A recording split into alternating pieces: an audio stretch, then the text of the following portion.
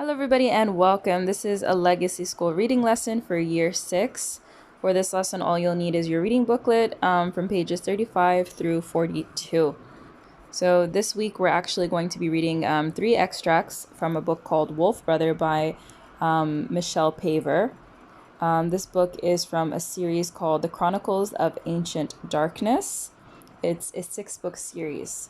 And with the book, you travel back thousands of years to the New Stone Age, and you meet a boy named Torak, who's 12 years old, so just about your age. He lives in a forest with his father, and his father is actually tragically killed by a demon-haunted bear.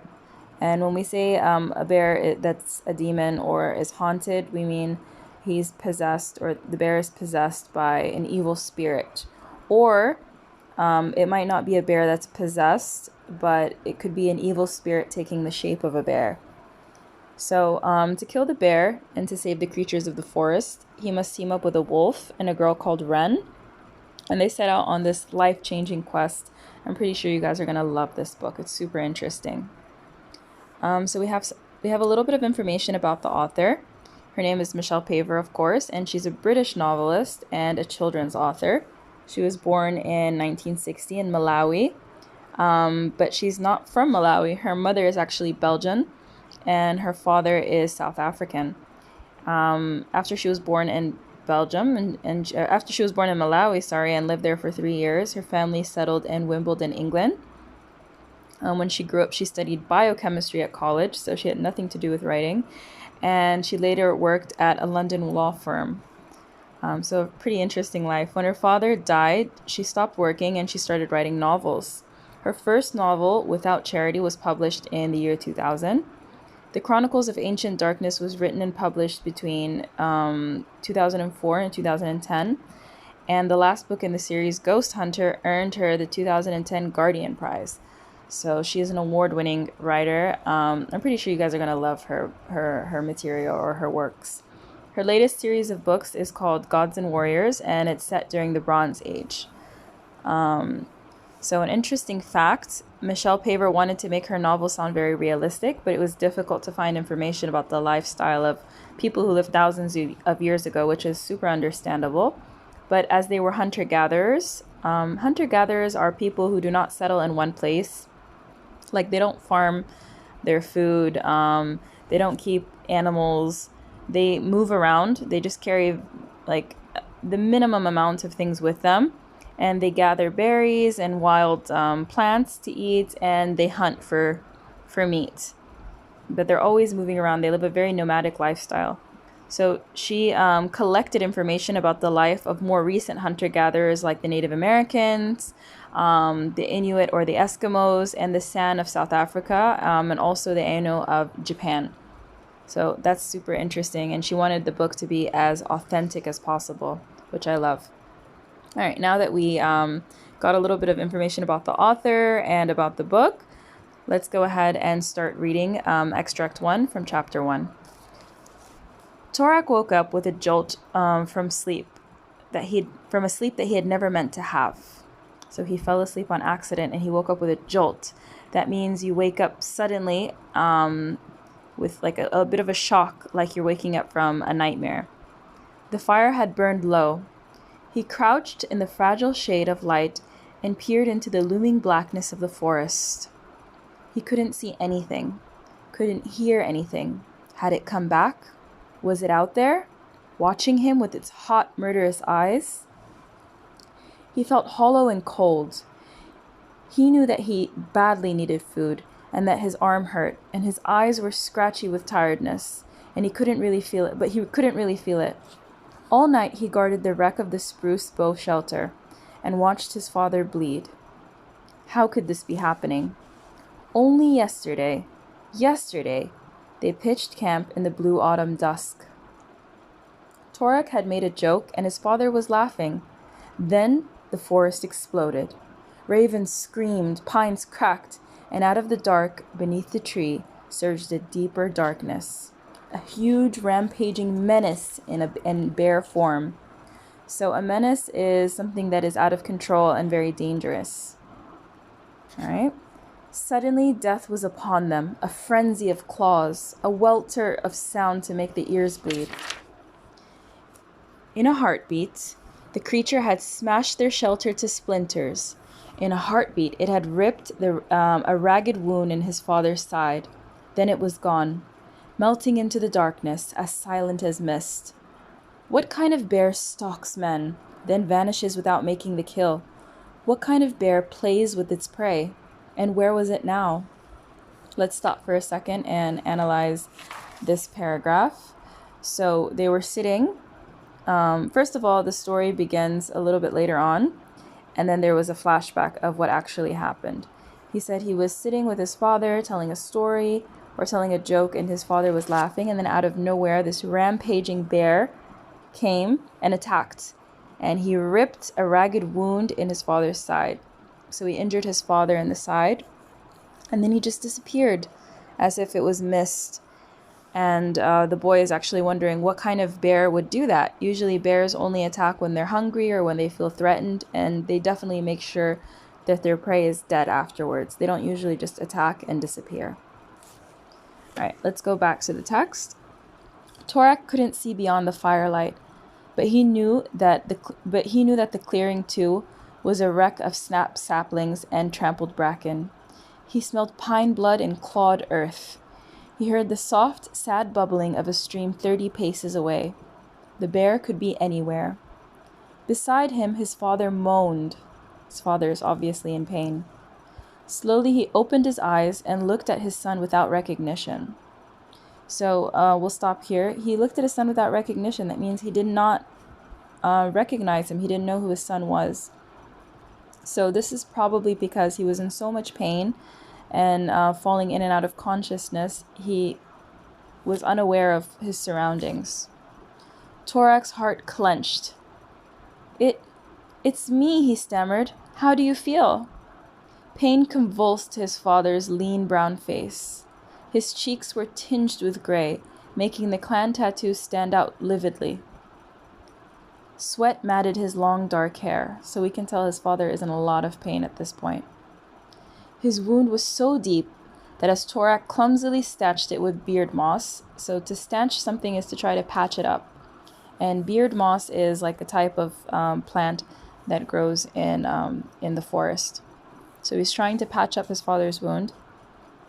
He saw his father's guts glisten in the firelight. Guts are like his internal organs. So the wound was so deep that Torak could actually see his father's organs, like his liver and his lungs and things like that. He had to grit his teeth to keep from retching. He hoped Fa didn't notice, but of course he did. Fa was a hunter. He noticed everything. Torak, he breathed. His hand reached out, his hot fingers clinging to Torak's as eagerly as a child. Torak swallowed. Sons clenched their father's hands, not the other way around. He tried to be practical, to be a man instead of a boy. I've still got some yarrow leaves, he said, fumbling for his medicine pouch with his free hand. Maybe that'll stop the... Keep it. You're bleeding too. Doesn't hurt, lied Torak. The bear had thrown him against a birch tree, bruising his ribs and gashing his left forearm. So here Torak is trying to give his father some yarrow leaves to probably relieve the pain. But father said that Torak should keep it because he was also injured. The bear had thrown Torak against the tree, and he had some bruised ribs and a gashed arm, which means he has like a cut or a deep wound in his forearm. Torak, leave now, before it comes back.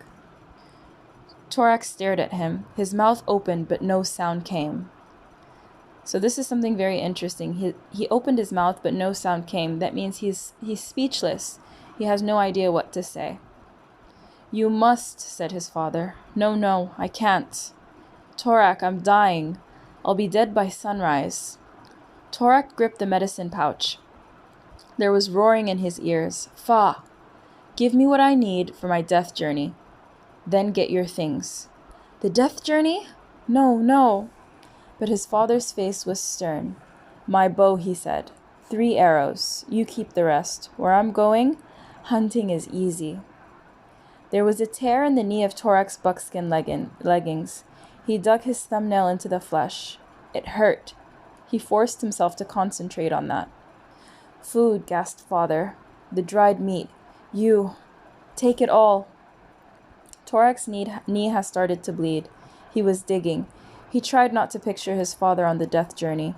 He tried not to picture himself alone in the forest. He was only 12 summers old. He couldn't survive on his own. He didn't know how. Torak, move! All right, we'll stop here and try to explain a few things. So they're talking about the death journey. So we know in some ancient civilizations, and some actually that you studied about, like the ancient Egyptians and the ancient Greek, they believed in the afterworld or the afterlife. So when they say the death journey, that's what they mean by it. And he needed some things for this afterlife, just like the ancient Egyptians would keep gold and food and their organs in jugs in their tombs. Torak's father is saying that he needs his bow and 3 arrows for his death journey. And Torak is also very, very upset, and he cannot imagine his father dying, and he also cannot imagine being alone in this dark forest with this demon bear. And it says that he was only 12 summers old.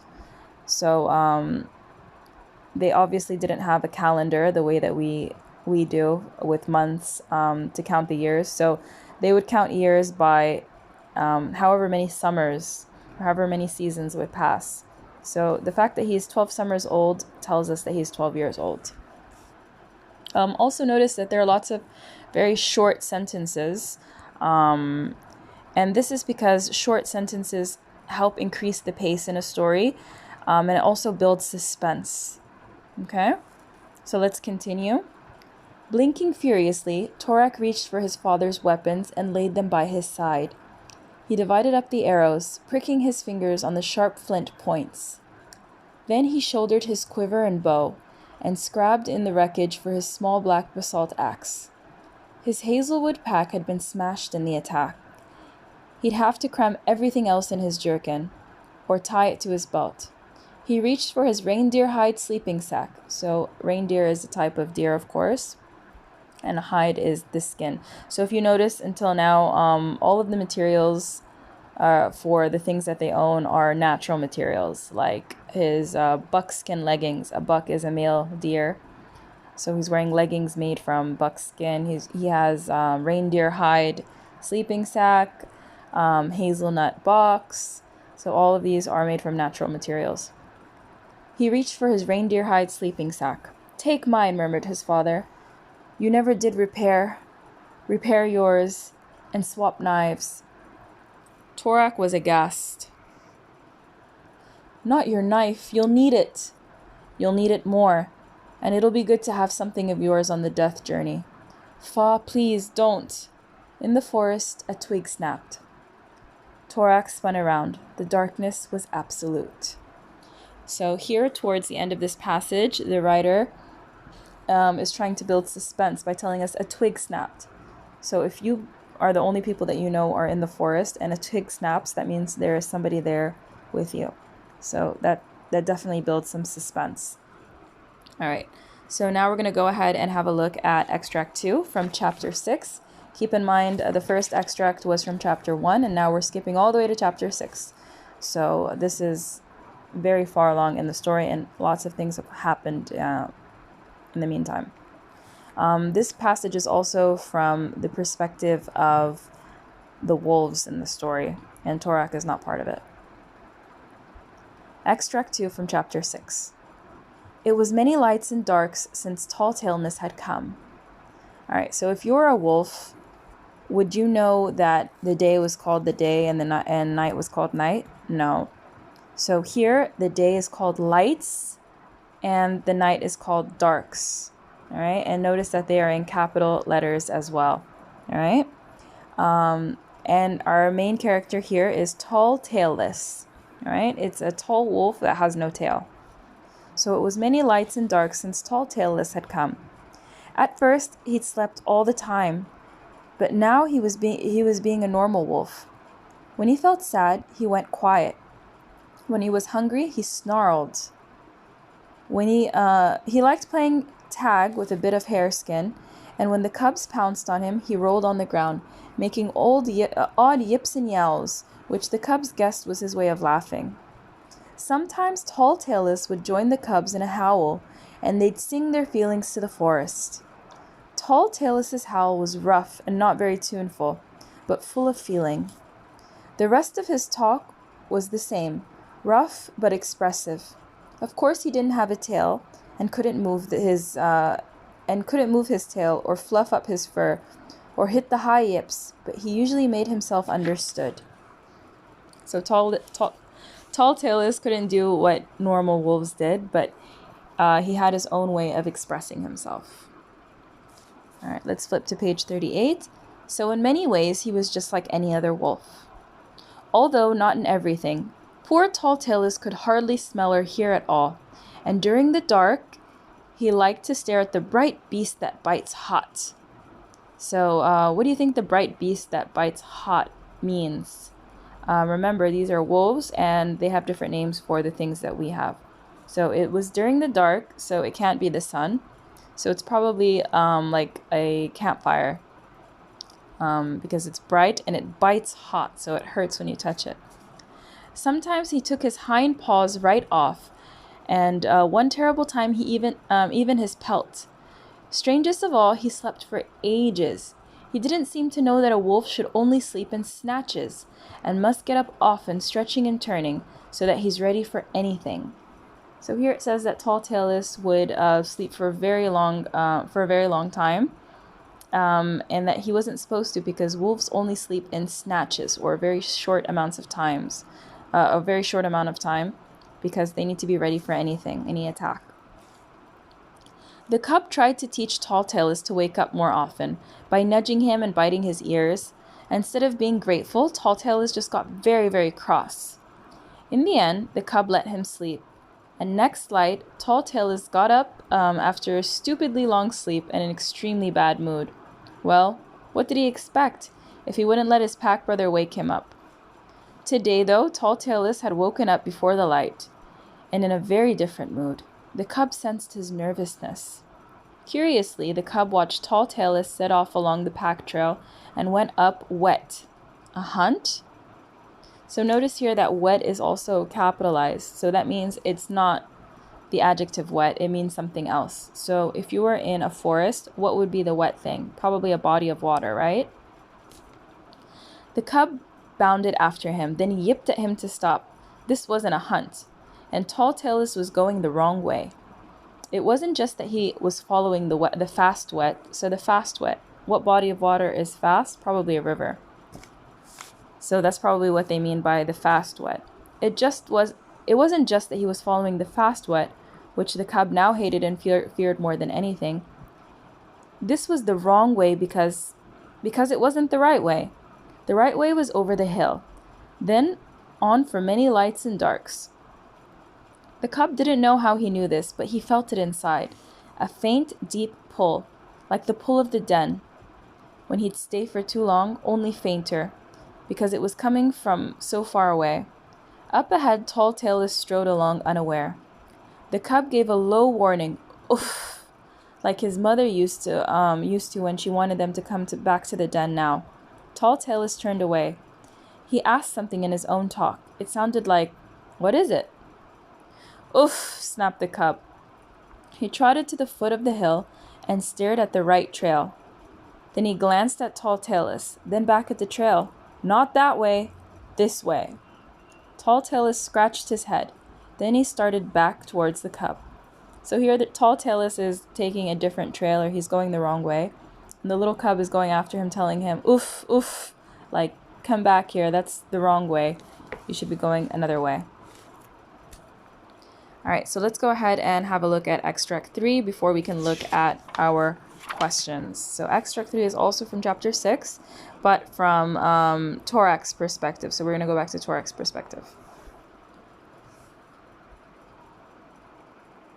All right, Torak swallowed. Now he had to do what he'd seen Fa do countless times, but for him, it would be the first time, and he had to get it right. So remember, Fa is his father, and he already died, and now Torak is all alone, But now he actually has a wolf with him, accompanying him. Kneeling beside the buck, he put out his hand and gently stroked its rough, sweaty cheek. The buck lay quite quiet under his palm. A buck is a male deer, of course. "You did well," Torak told it.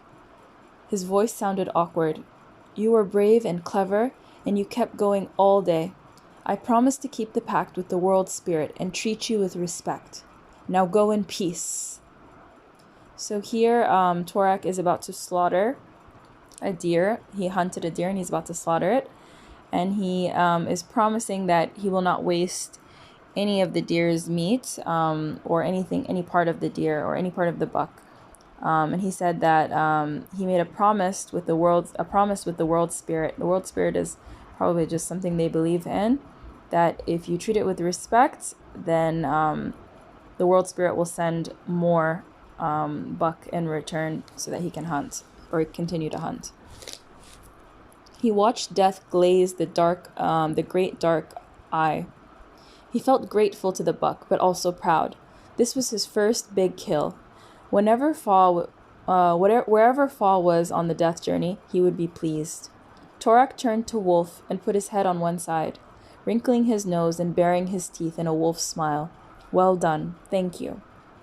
Wolf pounced on Torak, nearly knocking him over. Torak laughed and gave him a handful of blackberries for his food pouch. Wolf snuffed them up. It had been 7 days since they set out from Fastwater, and still there was no sign of the bear. No tracks. No fur snagged on brambles. No more forest-shaking roars. Something was wrong, though. At this time of year, the forest should be echoing with the bellows of rutting red deer and the clash of their antlers as they fought for females. But all was silent, and it was as if the forest was slowly emptying, the prey fleeing from the unseen menace. So they said at this time of the year, there would be plenty of activity in the forest, lots of sounds, lots of animals, but it was silent. It was extremely silent, and it was probably because they were running away from the unseen menace. And of course, we know this unseen menace is that demon bear. In 7 days, the only creatures Torak had encountered were birds and voles. A vole is like a small rodent. And once, with a heart-stopping suddenness, a hunting party, 3 men, 2 women, and a dog. Luckily, he'd managed to slip away before they saw him. "Stay away from men," Fa had warned. "If they find out what you can do." Torak didn't know what he meant, but he knew Fa was right. He'd grown up away from people. He wanted nothing to do with them. Besides, he had a wolf now. With every day that passed, they understood each other better. Torak was coming to know that Wolf talked in a complex blend of gestures. So gestures are like body language, body signals. So Wolf talked with a complex blend of gestures, looks, smells, and sounds. The gestures could be with the muzzle. The muzzle is like the nose part of like a dog or a wolf. His ears, paws, tail, shoulders, fur, or the whole body. Many are very subtle. So subtle is something that is not very obvious. So like, for example, a subtle gesture would be maybe like the raising of an eyebrow, or like if you move one finger. But like if you're like waving your hand around and jumping up and down, that's not a subtle gesture at all.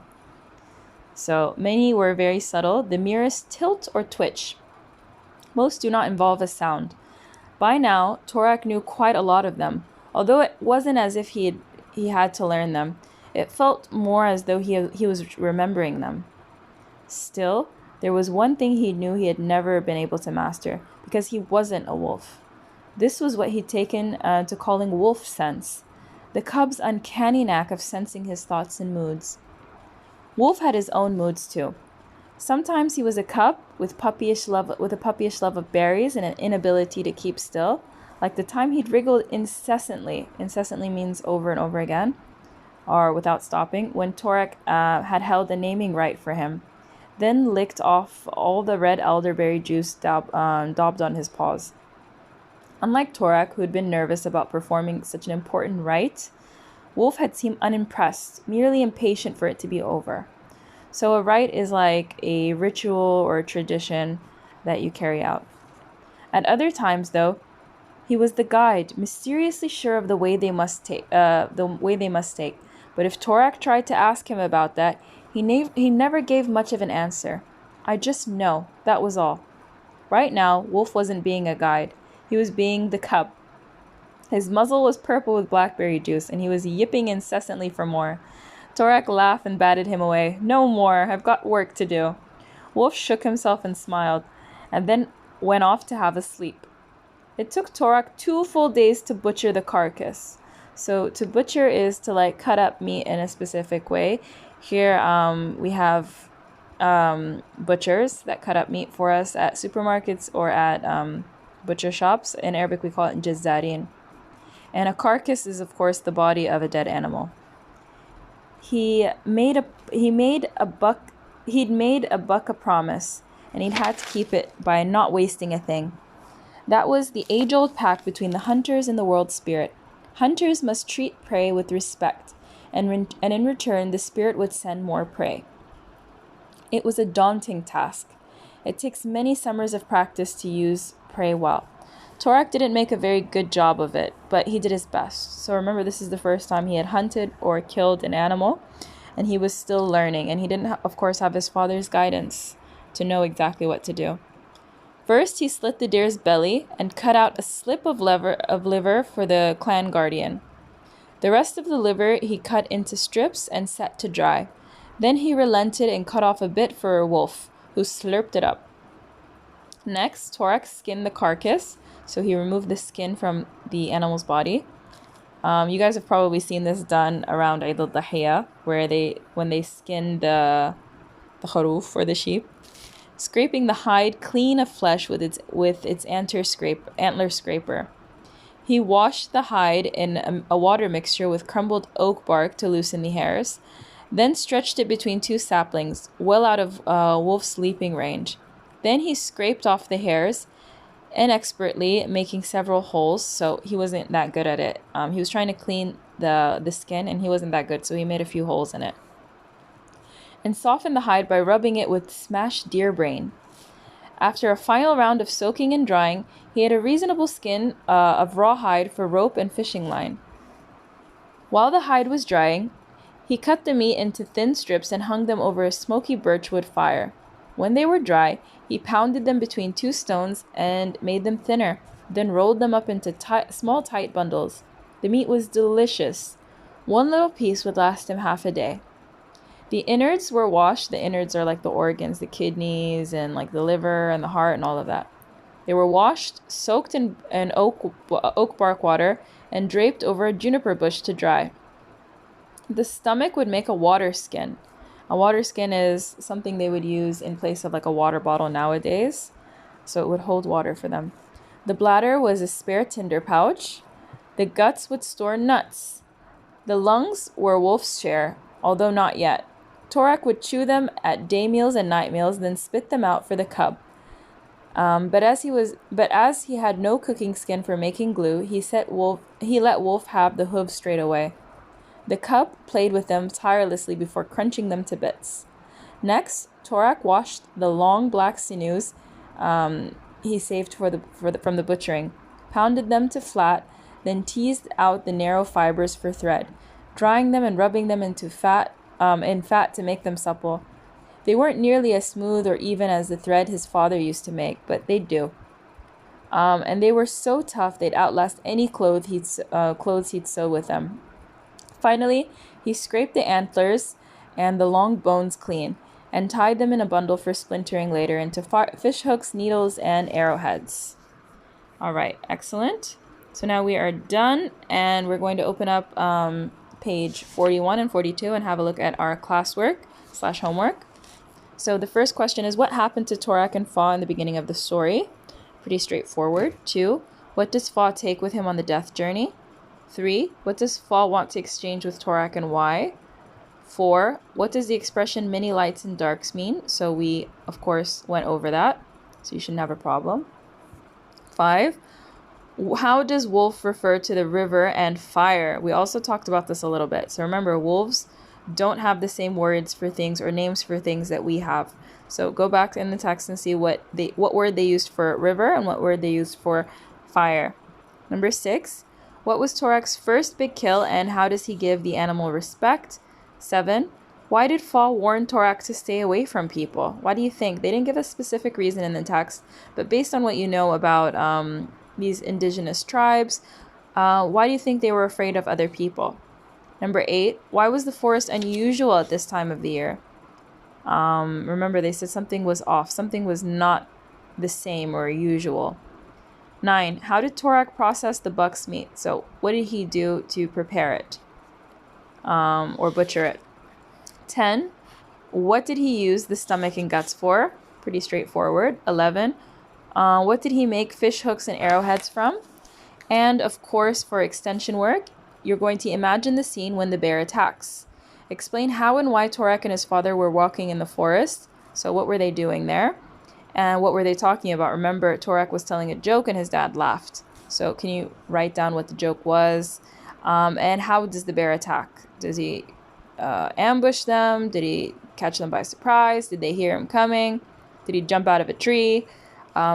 It's up to you to use your imagination to decide. So I want you to use expressive words and make some of the sentences short for effect. Remember, we said we use short sentences to increase the pace in the story and also to create suspense.